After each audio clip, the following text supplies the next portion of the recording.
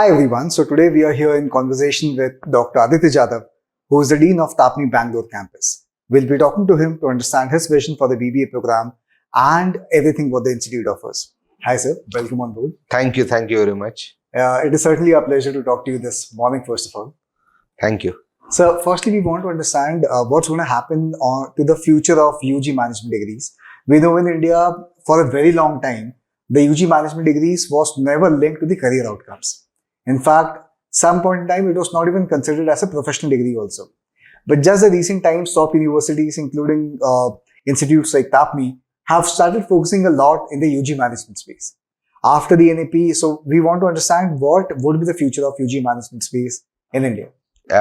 Thanks. It's a very interesting question and something that is very close to my heart. So, if you really look at it, UG management as a concept has evolved over time. You look at a little more older, let's say around 40, 45 years back, students would generally do a BCom, okay, and either prefer a CA or do an MCom. And in those days, let's accept the fact that BComs and MComs would get a job.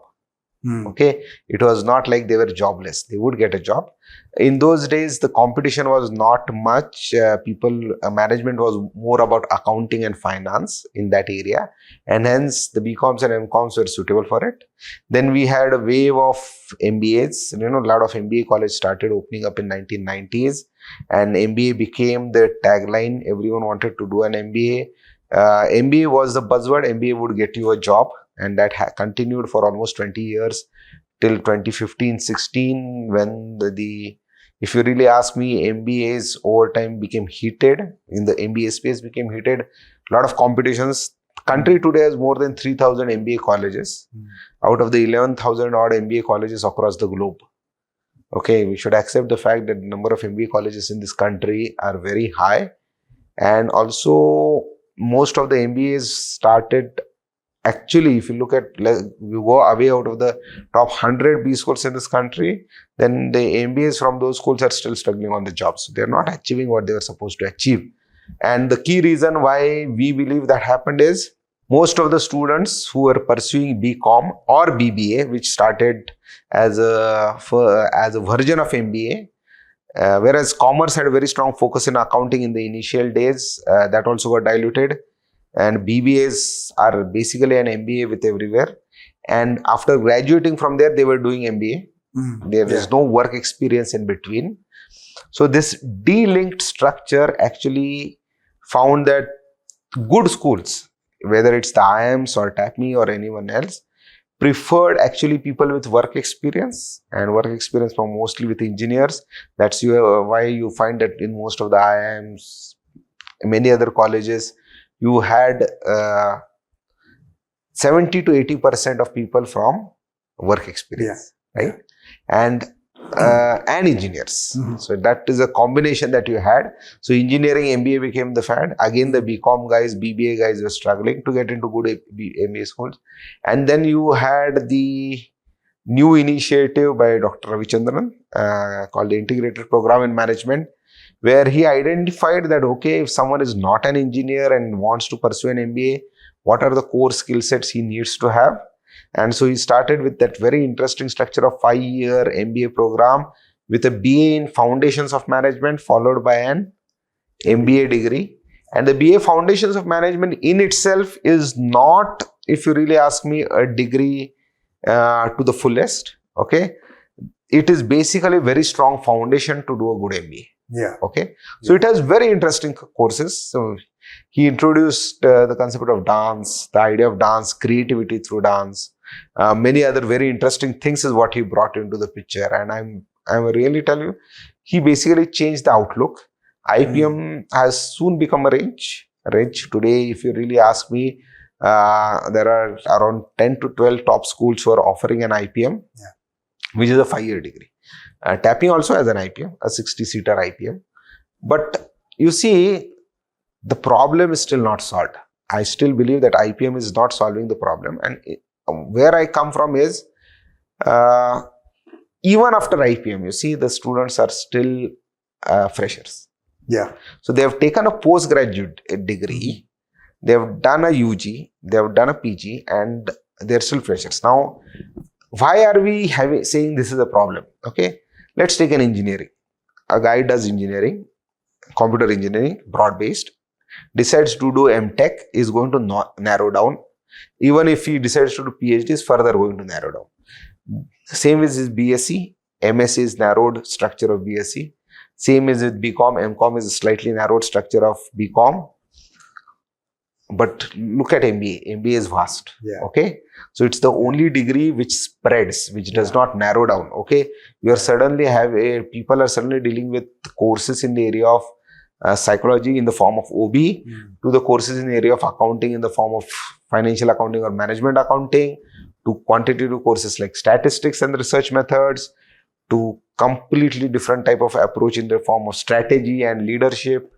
You see, the directions that MBA spreads is very high, and the real flavor of MBA can be only achieved by someone who has some work experience. It's my personal strong belief that anyone who has work experience is really going to benefit out of an MBA rather than someone who is a fresher. Because the fresher spends most of his time understanding business processes, whereas an MBA or a person who has great work experience joins an MBA has experienced that process, and no better way of learning than experience, right? Actually. So he is not going to waste time on learning processes. He jumps the structure and focuses on decision making. Yeah. But still in this country, unfortunately, whether it's the BComs or BBAs, very rarely do they get a job. So someone from SRCC, someone from a really good school like Christ, okay, even Christ struggles, I'm sorry to say, but right, or Christ in Bangalore or SRCC and others do get jobs. But there are thousands of BComs and BBAs who basically don't have any job after graduating. This whole idea that, okay, the responsibility of delivering a job is on an MBA program, which has led to 3,000 MBA schools in this country, is wrong, is what I personally believe. It is necessary that the UG programs take back the responsibility of providing jobs. Yeah. Now, we started this with that premise, to tell you the truth. And when we started with this premise and started analyzing, and we did not analyze over the last 2 years, I'm talking of we are discussing it from, at least we are discussing it from 2012. I have been discussing this issue almost last 10 years. When I was with IPMAT, I was discussing it. When IPMAT decided to start a UG program, I was a member of that committee. And we had been discussing it when I was at TAPMI Manipal and when we were designing the UG program for Bangalore. And we felt 4 years is what is required to provide the necessary skill sets to provide the student with a job. If you really ask me, that is what is necessary. So, and we are not the first one to say, it's not like we have started saying it, okay? Across the globe, a UG program is a 4-year program because any UG program across the globe is expected to provide employment. Okay. So a 4-year UG program is what I think is the future of management education. So I think 2 major points which you elaborated upon. One was the accountability issues where the institutions have never taken the ownership of giving the career outcomes. Yes. And second, let's say the nature of the degree itself being for 3 years will not do the justice of what the competencies needs to be built upon. Yes. But let's say with various programs now, I think after NEP there was a discussion with respect to 3-year versus a 4-year degree. Yes. Plus now IPMAT is also going to come alongside. Now it's obviously the more the choices are, the more the confusion also would be. Yes. Now let's say from the student perspective, now who would be the right fit considering their long-term objectives to be fulfilled for which sort of a program? Who should do a 3-year program? Who should do a 4-year program? And who should opt out for the management program, the IPMAT program? If you really ask me, no one should do a 3-year program. We should simply scrap the 3-year programs in this country and move to a 4-year program structure, which is a global norm. Okay, it opens up opportunities. And I'm sure over time, everyone will move to a 4-year program structure. A 3-year program structure, seriously, see, if you are very sure the only way you are ever going to go is to do masters, okay, then a 3-year program makes a lot of sense. Let's take, for example, someone who is doing basic sciences, wants to do a master's in sciences, a PhD, and right. Someone who is looking for a career in psychology wants to do a master's in psychology, a PhD in psychology. correct, right? But professional programs, okay, where you are looking for a job career after undergrad, 3 years is not enough. And why are we designing? Is engineering 3 years? No, of course. Engineering, if you remember, initially engineering was 3-year program. A lot of people don't know it. In old times, you could actually engineering and BSc were both could run parallel. People used to do 3 years and actually join as engineers. Okay, but the government understood no, engineering the depth can only. So around 30-35 years back, they made a decision that it has to be 4 years, and the 3 years concept was scrapped. Is medicine 3 years? It's 4.5 years, right? Is allied health 3 years? Do you ever find someone doing, right? Bachelor's in physiotherapy, bachelor's in allied health, bachelor's in, let's say, speech and hearing support is a 4-year program. Then why should a management degree where there is a job potential be a 3 years program? It has to be 4 years. Now, who should do a 5 years program? If you really ask me, if someone has made it up the mind that no, I want to graduate with an MBA degree, I don't even want to wait for anything else, I don't want to take that risk, then they can have a 5 years program. I'll tell you why I am a little skeptical about this. See, what happens is you are a 12th standard guy, okay? You are going to get advice from a lot of others, and parents or people who advise generally look at a success story to give you an advice. So they see, okay, this guy has done an MBA and he's done very good. So MBA is the solution to the problem. And you can't blame the parents. In today's hyper competitive world, parents are worried about their kids' career. Okay. And they also know that for whatever efforts they are taking now is the only time the kid will actually grow. So you can't blame a parent for taking that stand. But so a 12th standard guy decides to do an 5-year program degree and complete his master's. In that whole period, he is basically engaging only extensively with academic side. Yes, he is engaging with internships, he is speaking with some people, he is speaking with the alumni, he is interacting with industry professionals. Everything is finished. He finishes his 5 years, he gets his MBA degree, and then he joins the work. Okay. And whereas most of the internships or the things that they do are at what you can say at an bird's eye view, a very senior guy coming and speaking to them about the industry is still a bird's eye view. And then they go on the ground. Okay. And many times on the ground, they suddenly find that, okay, because they don't have work experience, they're management trainees, they're still fresh. So they're still going to start from scratch, even though they are masters, understand that. Okay. And they're going to build from there. And many times they suddenly find that, okay, this is not what I wanted to do. This is completely different from what I expected. What should that person do now? He's completed his MBA. So what advice would someone give to him? If he says, I don't like the work I'm doing. So he has done, let's assume, MBA in finance. And this is, I will tell you, finance is the biggest problem. I will tell you. A lot of people go in finance, want to go into stock marketing and all because they believe it's all about numbers, analytics, the beauty of it. But they forget the fact that's not. Okay. Today's technology has come to such a level that most of these things are basically automated. Absolutely. Okay. A real skill set today in the financial world is about convincing people about your ideas. That requires good sales skills. Okay. Good salesman is going to do much better in finance than a guy who is very good in analysis but is not comfortable doing sales. Actually. Right? Now, if the guy who has studied finance very well has not given enough efforts or not taken any efforts to understand the ground reality of finance, when he enters the finance domain and he is said, fantastic, we are very happy, I'm recruiting as an assistant relationship manager for my bank, and your job is to ensure that, okay, the investment portfolio will not even go to banking products. Will say just that, okay, ensure that the mutual fund sales from our branch doubles over the next 1 year. And then the guy says, okay, now I have to convince my customers and I don't like it. What should I do? Should he do? Should he go and do an MBA again? No point. Because he has finished it. That's what. But let's assume he gets a good job. Let's assume as an executive or an assistant relationship manager after his UG. okay, has worked, got the same responsibility, tried a hand at it, understood that, okay, I know when this is not what I want to do, then starts looking at opportunities. What exactly should he do? That, okay, he wants to still be in finance, but this is not what he wants to do. He wants to go back into core analysis and all. Then analyzes and says, okay, instead of an MBA, if I do a CFA, I would actually achieve what I want to do. Or an FRM will give me what I want to do.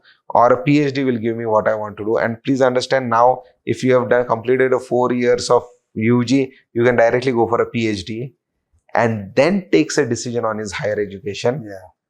That is where we are coming from. Then because there is another reason, MBAs are very costly today. Sorry to say, but MBAs on an average cost more than 20 lakhs. It's not a small amount. For many parents, it's their lifetime savings. No doubt.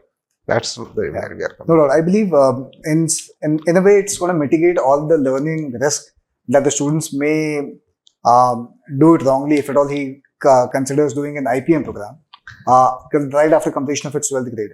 You gave a wonderful point that, okay, what you can do is you can do an undergrad program which can give you the same level of capability that what an MBA can also give, and try and test it out in the actual environment by working for some time, and then find your learning needs. Would you require an MBA program, or would you require FRM or CFA or some other certification program where it can also help them? So amazing. Now let's talk about the BBA honors program which is being offered by TAPMI. How is it unique in its own category? If you can give us the overall structure of the 4-year program, how it's been made, to give us some idea that, okay, the comprehensiveness would be on par with someone who's doing an MBA or some other program. Okay. I'm again telling you, okay, we also have an IPM program, okay. I am not saying that IPM program is a waste. What I'm only saying is, IPM program has this huge risk that, okay, after investing, and you see, TAPMI's IPM program, the tuition fees are 25 lakhs and it's slightly on the lower side. You look at the overall costs of IPM, it's a 5-year degree. So if you look at someone who is an engineer, okay, and engineering today costs on an average as 3 lakhs plus hostel fees and others, it's still going to cost you 20, and then does an MBA, it's still going to be the same. IPM program in 5 years is also going to cost you the same. Okay, so it's not like it is super expensive. Though on an average in this country, IPM today costs anywhere around 35 lakhs, okay, which is not a small amount, right? The only risk in IPM is a wrong choice of specialization in an MBA based on no experience, okay? And we wanted to mitigate it. That's why we have decided we have made 2 conscious decisions. First is, the number of seats in IPM will not exceed 60, okay? That's the number, because there is another reason, and I will clarify before I come to your BBA honors question on that, right? What is the structure of an IPM? A lot of people think IPM is a separate degree. There is no degree called integrated program in management. I want to take the opportunity while speaking to you. There is no degree called integrated program in management. There is a degree called BBA, which is for 3 years, or a BA, Foundations of Management, which is for first 3 years, followed by a 2-year MBA degree. Okay, so it's a dual degree program. Okay, the final degree is MBA. So what IIM Indore is rightly doing, something which TAPMI intends to follow, and many other schools are following, is at the end of 3 years, the IPM cohort is split across the various MBA sections. So TAPMI will have 7 sections in its core MBA program, in which, let's say, some students of each of the 60-seater IPM will be equally distributed.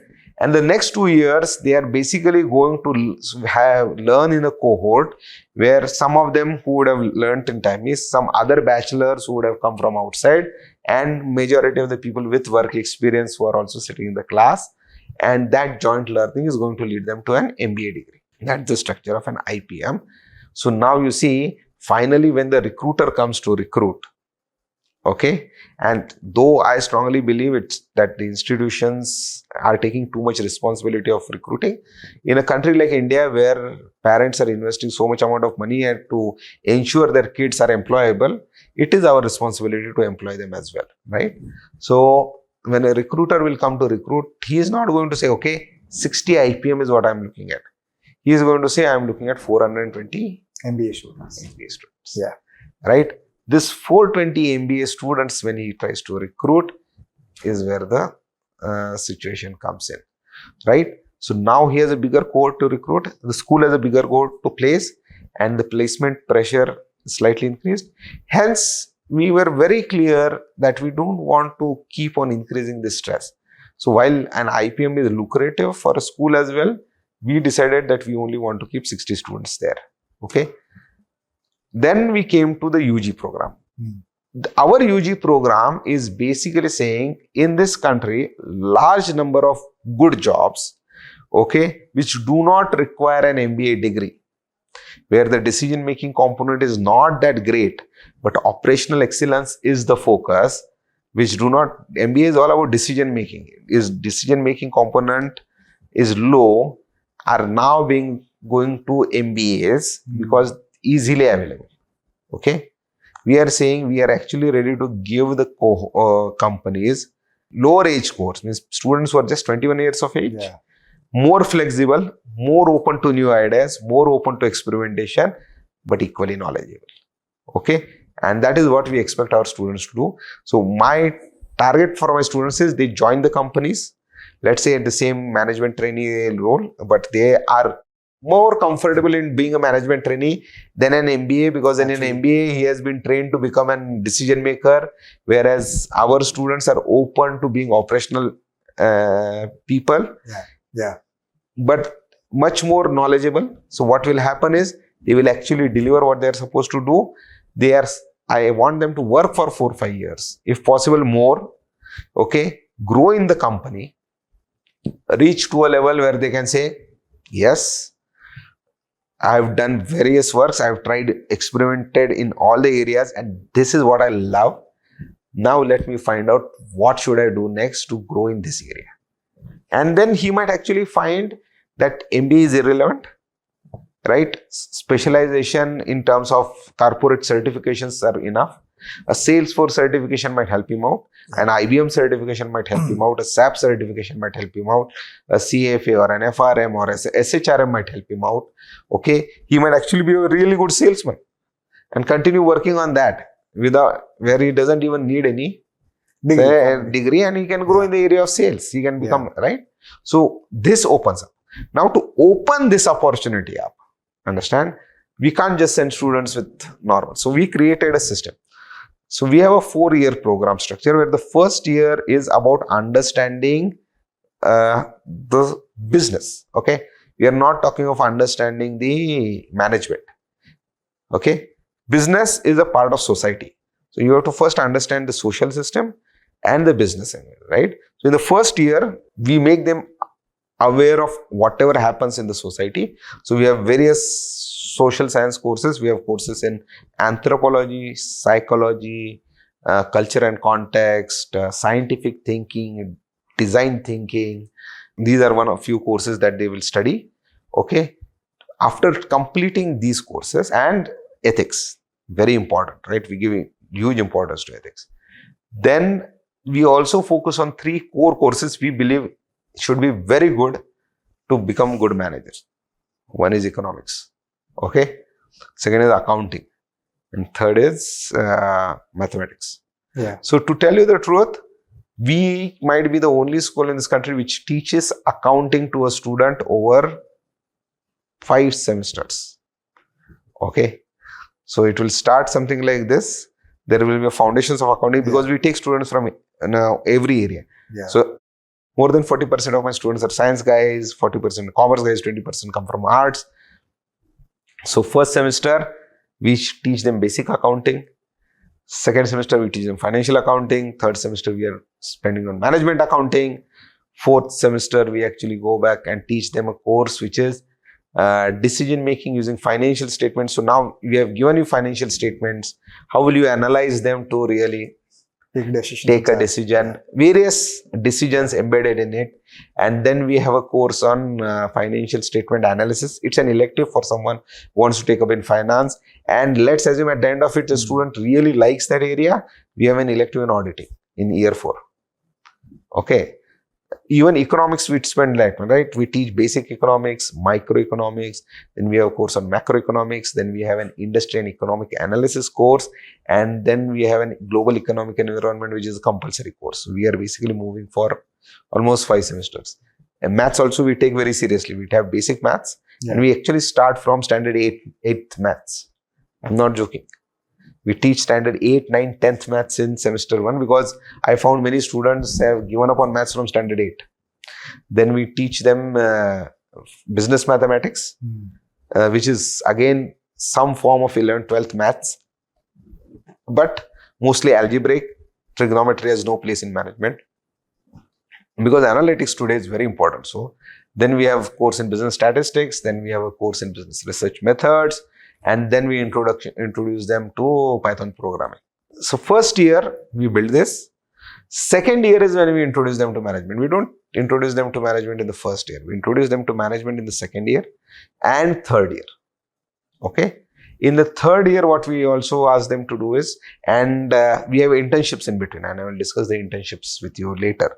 Okay. In the third year, we offer electives in 8 streams.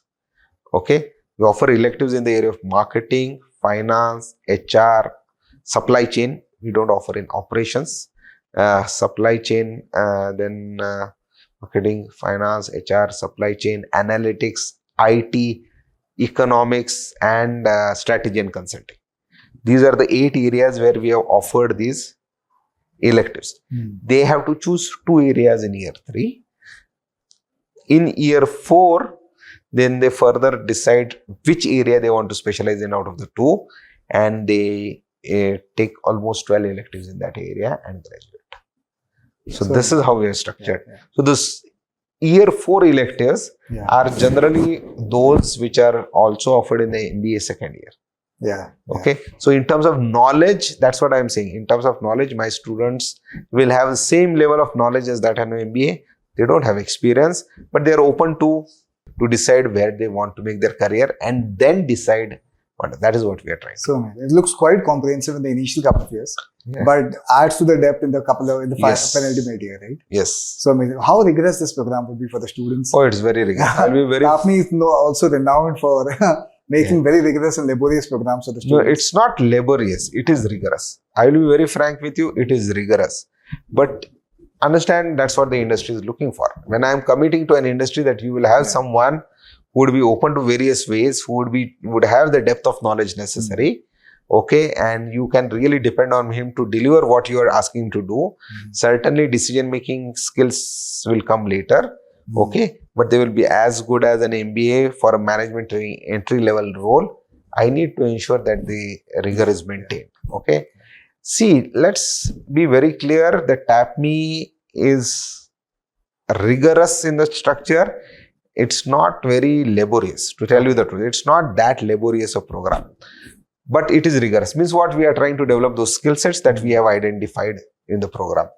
And how are we doing it? A very simple structure. We have multiple internships. So at the end of first year, we are teaching them design thinking in semester 2. And generally everyone teaches design thinking, right? But you have to experiment and apply design thinking. Otherwise, you're not going to make things. So what we have done is, between semester year 1 and 2, there is a 6 week of social internship. See, many of my students come from privileged backgrounds. Let's accept it. It's a private school. Parents are going to take a lot of efforts to ensure that their kids have a very good upbringing and very safe upbringing. They have not seen the problems of the society. We are sending them to an NGO with a clear-cut instruction to the NGO that they will not work in the area of fundraising. Okay, they will work in delivering whatever is your objective to the end beneficiary. And they actually do that. They go and work with the end beneficiary for 6 weeks. So they really see, okay, how kids are struggling, food is not there. They will see how, for example, I had students who worked in old age homes who understood the loneliness of the old people.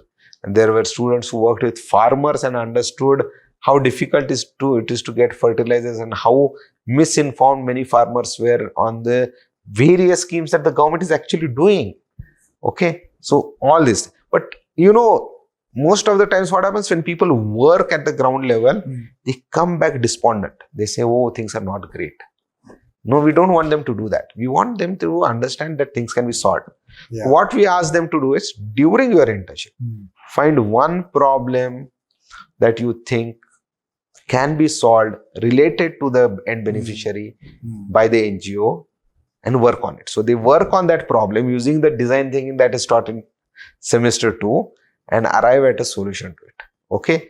There is a guide for each student, faculty guide who is well versed in design thinking, who helps them in this process. The NGO helps them in the process, and then they present the solution to the NGO. Okay. And then the NGO is like, fantastic. If it's up to the NGO to accept or not. But the fact that they could actually find out a way to the problem, also helps them understand, yes, they can make a difference. And we want them to understand it.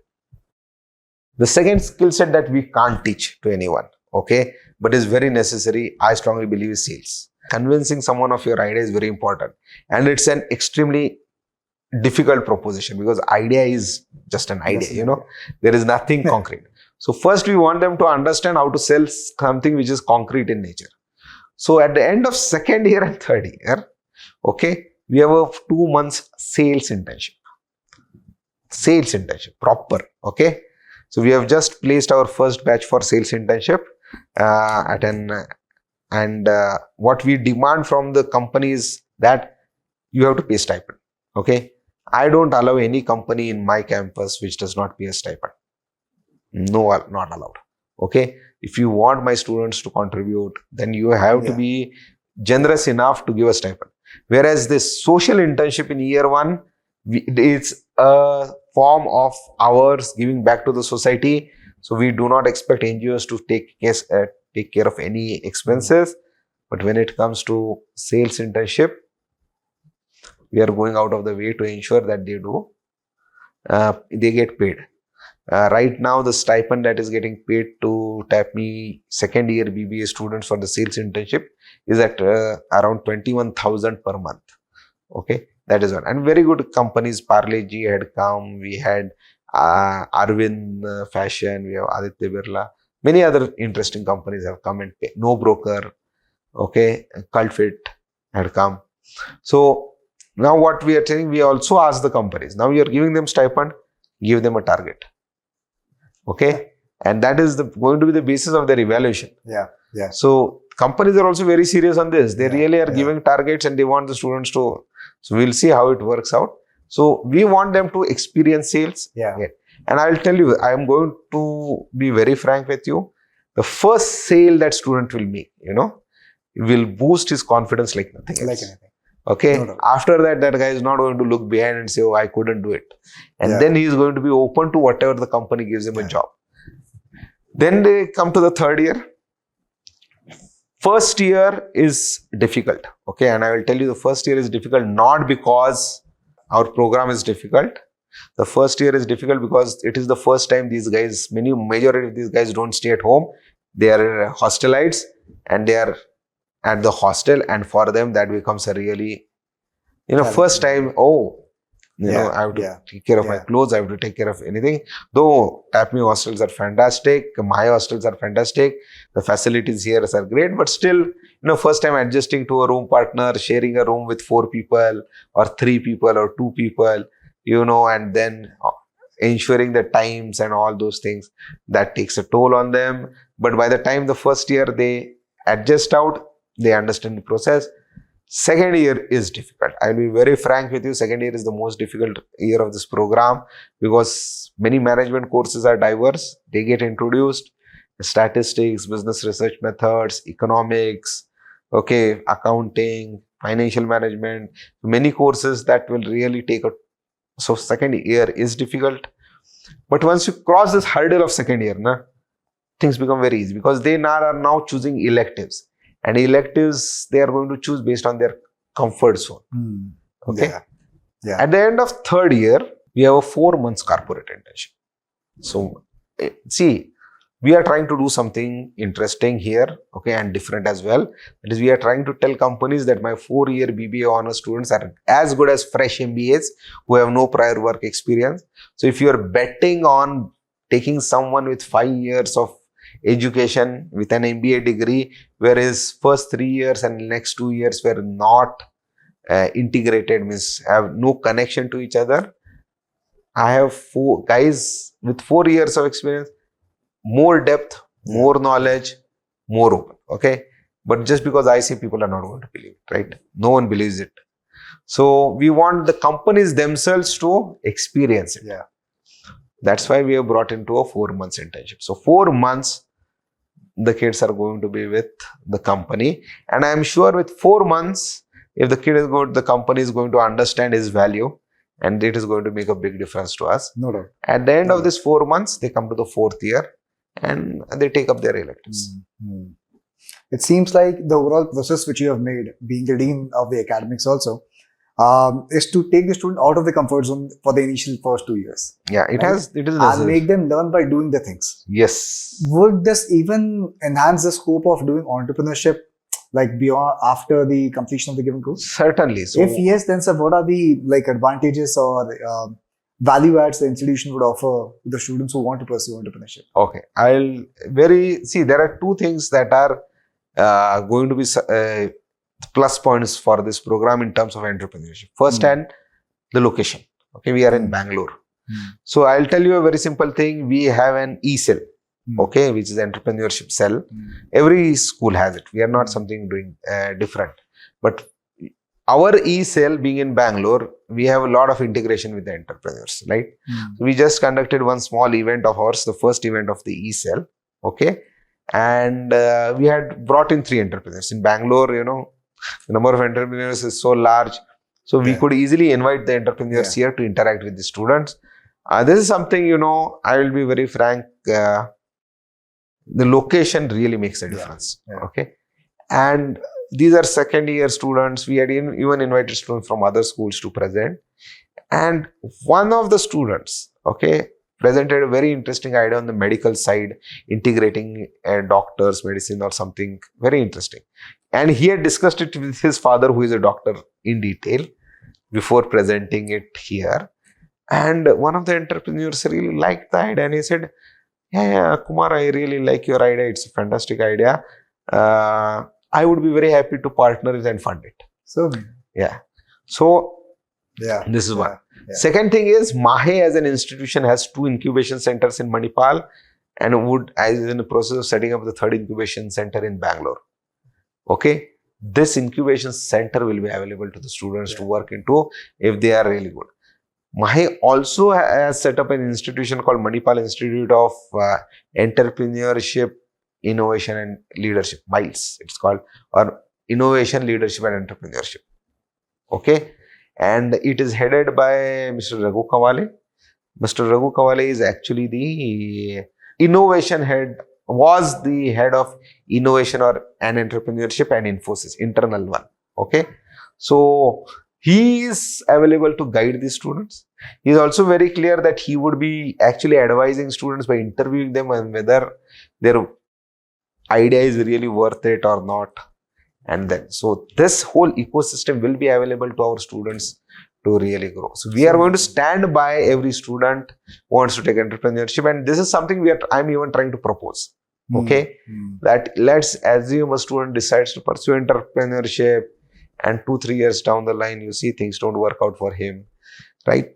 We will stand by them in their to support them in kickstarting their career in the form of placement support, job role support or something.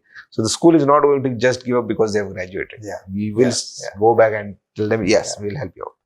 Don't worry. In fact, it seems like a very comprehensive support that the school as an ecosystem would provide to the students who are coming for various courses.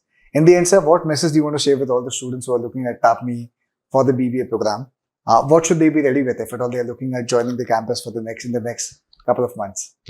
So I would only say a very simple thing. Okay, whether they are choosing engineering, whether they are choosing medicine, whether they are choosing management, in management also whether they want to go for a 3-year program, a 4-year BBA honors that TAPMI offers, or an IPM program, right? Every program has its uniqueness, has its highlights, and has its USPs. There is nothing wrong in every program. Every program serves one or the other purpose. Okay, what the students really need to do is collect as much information as possible, make an informed choice, and ensure that the program that they are joining is actually the right one for their aspirations. Okay, this is extremely important because this 4 years or 3 years or 4 years or 5 years, whatever they commit to, is going to give them a direction for life.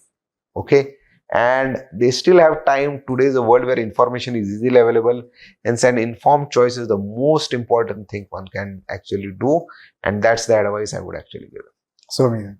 Thank you so much, Thank you very Dr. much. Aditya, for taking time out and talking to us. Thank you very and much. Patiently answering all the questions that has come to us. And I also thank IMS for coming here. Thank you so much, sir. Thank you.